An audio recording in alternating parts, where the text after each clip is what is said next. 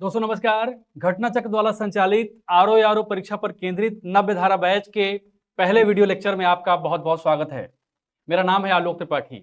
संविधान सभा में अंबेडकर साहब और हजरत मोहानी साहब के बीच एक बहस हुई। अंबेडकर ने कहा कि संविधान भारत की संस्कृति, भारत की राजनीतिक समझ और भारत की राजनीतिक सूझबूझ का पर्याय है और उसका उद्विकास है। हजरत मोहानी खड़े हुए, उन्होंने कहा कि न केवल संविधान भारत की राजनीति, भारत की संस्कृति के उद्विकास का परिणाम है, बल्कि भारत की जनता का प्रतिनिधित्व भी करता है। भारत के संविधान की प्रकृति को समझने के लिए, भारत के संविधान के नेचर को जानने के लिए भारत के संविधान के उद्विकास को भी पढ़ना पड़ेगा। भारत का संविधान ऐसे यूं ही उत्पन्न नहीं हो गया, बल्कि एक कहानी कहता है, एक उद्विकास की कहानी, और उस उद्विकास की कहानी को आज हम पहले वीडियो लेक्चर में समझने का प्रयास करेंगे। सबसे पहले जान लेते हैं कि भारत का संवैधानिक विकास हमारा चैप्टर का नाम है, और फिर ये जान लेते हैं कि संविधान होता क्या है। बहुत ध्यान से आप पढ़िएगा और आप पेन कॉपी लेने की जरूरत नहीं है, केवल लेक्चर में बने रहें। पीडीएफ आपको मिल जाएगा, वो पीडीएफ डाउनलोड कर लेंगे आपको सब कुछ क्लियर हो जाएगा। बिल्कुल कंसंट्रेट होकर आप बस केवल बात सुनिए, समझने का प्रयास करिए। ये हमारा पहला प्रयास है, हम पूरी तरह से इसमें 100% देने की कोशिश करेंगे। आइए शुरू करते हैं। संविधान नियमों अथवा कानूनों का वह संग्रह है जिसके आधार पर किसी देश का शासन संचालित किया जाता है। यानी संविधान उन नियमों या कानूनों का संग्रह है जिसके आधार पर हम किसी देश को संचालित करते हैं। देश कैसे चलेगा, उसका नेचर कैसे होगा, आम नागरिक को क्या चीजें मिलेंगी, आम नागरिक को कौन कौन से न्याय मिलेंगे, कौन कौन सी आजादी मिलेगी और उन आजादी पर क्या प्रतिबंध होंगे, ये सब कुछ संविधान के द्वारा चयन किया जाता है, संविधान के द्वारा नियंत्रित होता है। भारत का भी अपना एक संविधान है, एकदम ऑब्वियस सी बात है कि भारत का भी अपना एक संविधान है। आगे क्या कहता है, भारतीय संविधान के एक विकास को भारत में कंपनी के शासन तथा ब्रिटिश क्राउन के शासन के तहत निर्मित अधिनियमों के विकास के रूप में समझा जा सकता है। यानी जब ब्रिटिश ईस्ट इंडिया कंपनी आती है, भारत में अपनी जड़ें जमाती है, और ब्रिटिश ईस्ट इंडिया कंपनी के बाद जब 1857 की क्रांति से देश एकदम पूरी तरह से इस संचार में आगे बढ़ता है कि अब क्रांति हो जाएगी, लेकिन फिर भी वो विद्रोह, वो क्रांति असफल हुई, और 1858 में एक एक्ट के माध्यम से ये चीज कर दी गई कि अब भारत पर जो शासन होगा वो ब्रिटिश क्राउन का होगा, और ब्रिटिश क्राउन डायरेक्टली गवर्न करेगा भारत की जनता को। तो ये उस पूरे अधिनियमों को, उद्विकास को समझने का प्रयास करेंगे, और इस अधिनियम की समझ इसलिए विकसित करनी जरूरी है क्योंकि ये अधिनियम एक भारत की कानूनी विरासत, भारत की कानूनी समझ और जनता का कानून के प्रति एक समन्वय प्रकट करते हैं। तो देखिए, ईस्ट इंडिया कंपनी के शासन हेतु पारित जो ब्रिटिश संसदीय अधिनियम थे वो कौन कौन से थे, जान लीजिए। पहली चीज तो रेगुलेटिंग एक्ट 1773, रेगुलेटिंग एक्ट 1773, उसके बाद Pitt's India act 1784, charter act 1793, charter act 1813, charter act 1833, charter act 1853।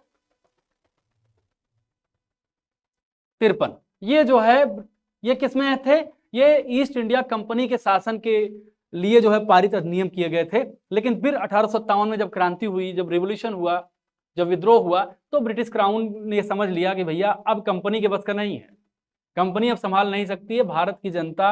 अगर कंपनी भारत की जनता को नियंत्रित करने का प्रयास करेगी राजनीतिक तौर पर, तो ये समझ गए ब्रिटिश हुक्मरान, ये समझ गए कि अब काम चलने वाला नहीं है।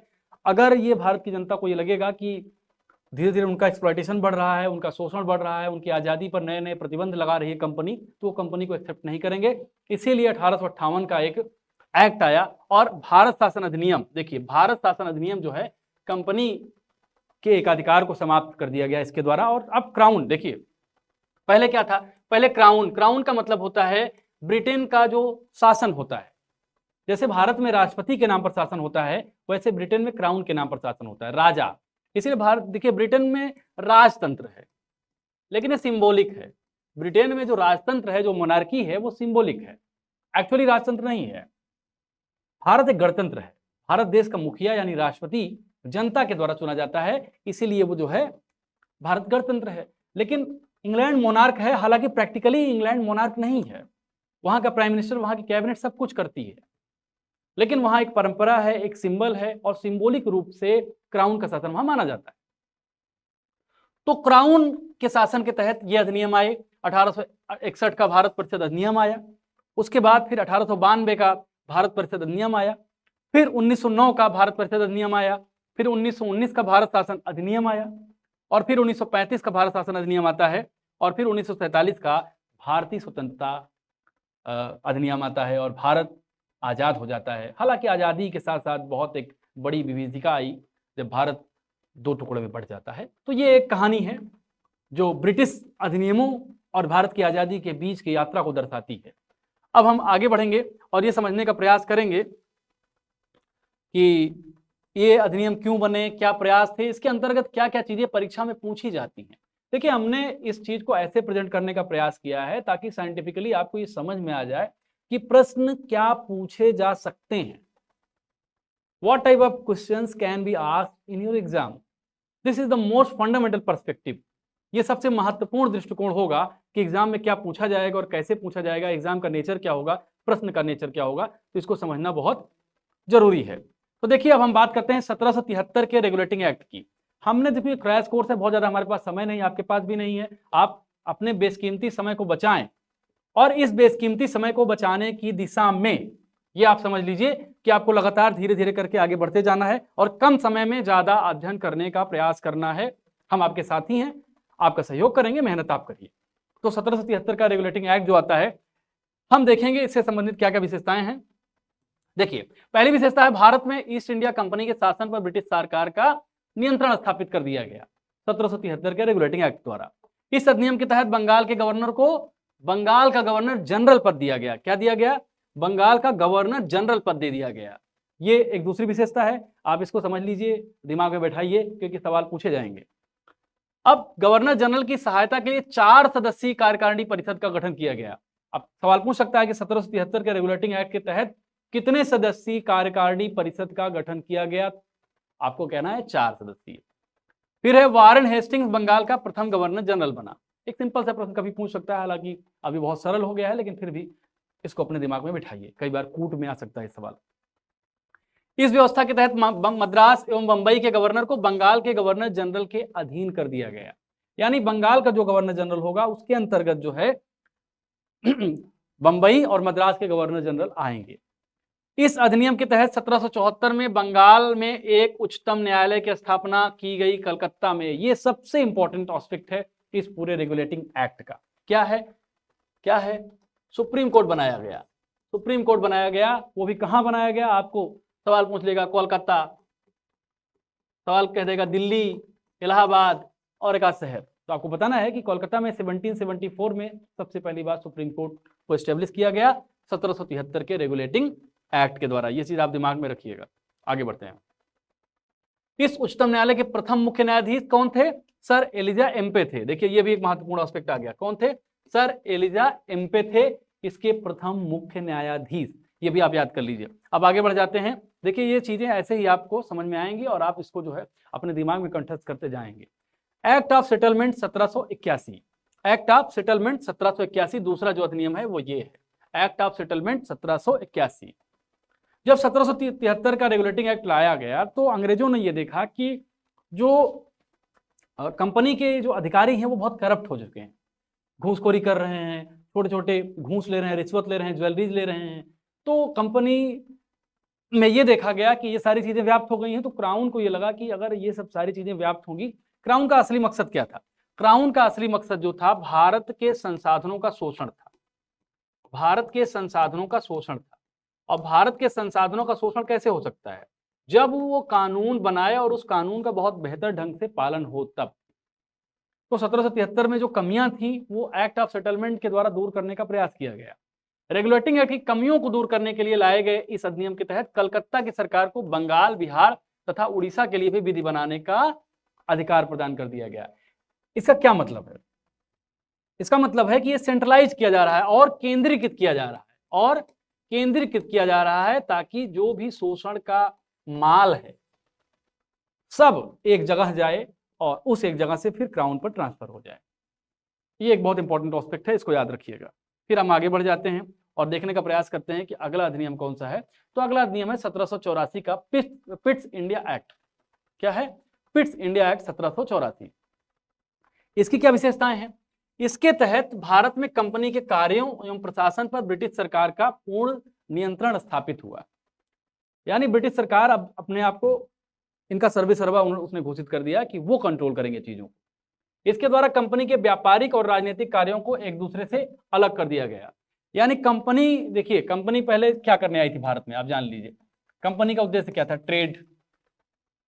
जब शाहजहां के दरबार में एक ब्रिटिश राजदूत जाता है तो उसका क्या उद्देश्य था? उसका उद्देश्य केवल और केवल भारत के मसालों पर उसकी नजर थी। भारत के मसाले खरीदेंगे और यूरोप में जाके बेचेंगे, महंगा बिकेगा, फायदा होगा। उद्देश्य राजनीतिक नहीं था। उसका उद्देश्य ये कतई नहीं था कि भारत में वो अपनी शासन सत्ता जमा ले। उसका उद्देश्य केवल और केवल ये था कि वो ट्रेड करे और भारत का जो कच्चा माल है, मसाले जैसी चीजें, वो ब्रिटेन में ले जाकर बेचे, यूरोप में ले जाकर बेचे और खूब फायदा कमाए। लेकिन धीरे धीरे ब्रिटिश ईस्ट इंडिया कंपनी को एहसास होता है और उसमें प्लासी की लड़ाई जो होती है वो एक बहुत इंपॉर्टेंट रोल प्ले करती है। जब अंग्रेजों को एहसास होता है कि वो न केवल भारत से व्यापार कर सकते हैं, भारत का व्यापारिक लाभ ले सकते हैं, बल्कि भारत में अपनी राजनीतिक सत्ता भी स्थापित कर सकते हैं।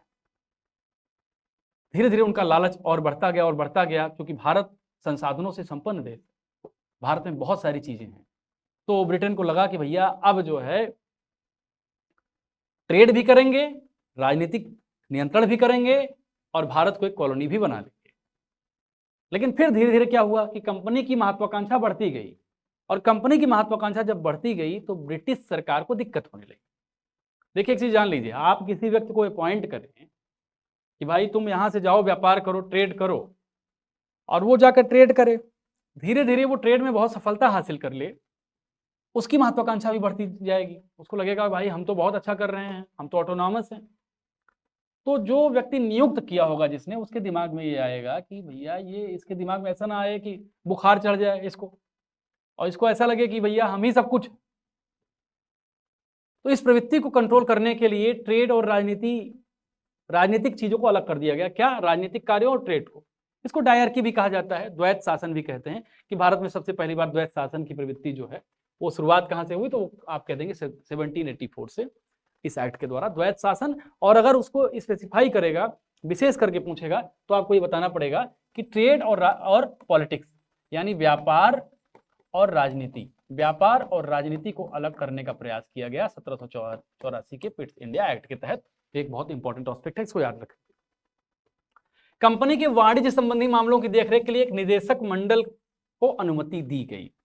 एक निदेशक मंडल को अनुमति दी गई थी, आप समझिए, एक निदेशक मंडल होगा, उसको अनुमति प्रदान की गई कि ये जो है कंपनी का जो वाणिज्य होगा उसकी देखरेख करेगा।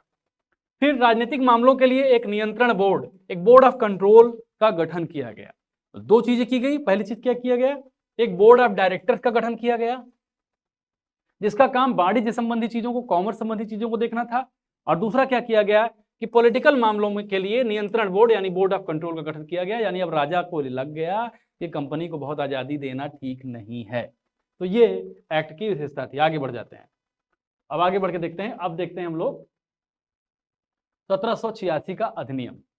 तो इस तरह से हम अपनी क्लासेस लेंगे और एक्सप्लेन करने का प्रयास करेंगे। और हमारे नोट्स आप देख सकते हैं कि हमने किस तरह से ये पीडीएफ बनाए हैं। ये आपको मिलेंगे, आपको ये फ्री ऑफ कॉस्ट मिलेंगे। जब आप क्लास देखेंगे तो क्लास के बाद आपको पीडीएफ मिल ही जाएंगे। तो आप हमारे नवविधारा बैच से, फिर से मैं आपसे कह रहा हूं कि नवविधारा बैच से आप जुड़ें। नवविधारा बैच ROE पर केंद्रित रहेगा, नवविधारा बैच, और उसकी फीस केवल 999 होगी। कितनी होगी? 999 रुपये होगी। इस बैच से जुड़िए, आपको क्लासेज मिलेंगी, पीडीएफ मिलेगी, 5 टेस्ट मिलेगा, 5 टेस्ट सीरीज भी आपको मिलेगी। तो कुल मिलाकर आपके लिए ये नुकसान का सौदा नहीं होगा। मेहनत करिए, बेहतर करने का प्रयास करिए। ROE को अपना मिशन बनाकर अगर जुड़ जाएंगे तो मिशन में कामयाबी मिलेगी। नमस्कार।